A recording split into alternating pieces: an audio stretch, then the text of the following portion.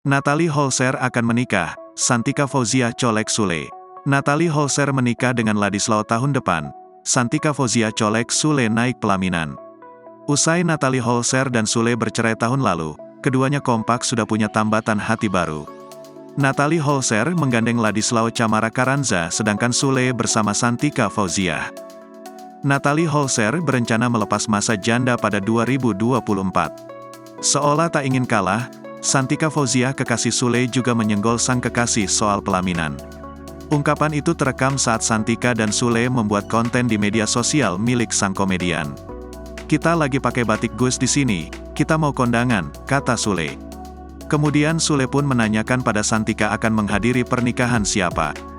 Lantas Santika menjawab dengan seolah-olah memberikan kode keras ke Sule agar segera menuju ke pelaminan. "Kondangan kita," ucap Santika.